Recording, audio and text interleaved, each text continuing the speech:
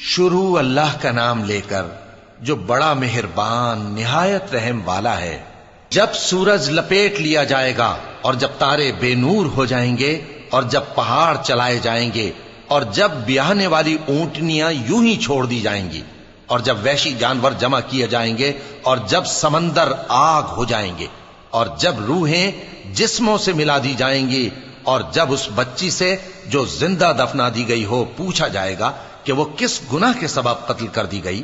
اور جب اعمال کے دفتر کھولے جائیں گے اور جب آسمان کی کھال کھینچ لی جائے گی اور جب دوزخ کی آگ بھڑکائی جائے گی اور جب بہشت قریب لائی جائے گی، تب ہر شخص معلوم کر لے گا کہ وہ کیا لے کر آیا ہے۔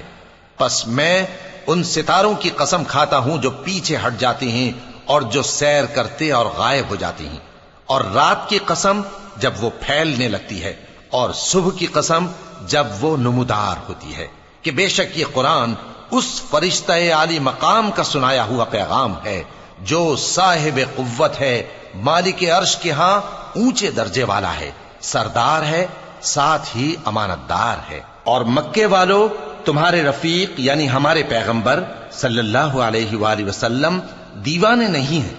اور بے شک انہوں نے اس فرشتے کو آسمان کے کھلے کنارے پر دیکھا ہے، اور وہ غیب کی باتوں کے ظاہر کرنے میں بخیل نہیں، اور یہ کسی شیطان مردود کا کلام نہیں ہے۔ پھر تم لوگ کدھر جا رہے ہو؟ یہ قرآن تو تمام جہانوں کے لیے نصیحت ہے،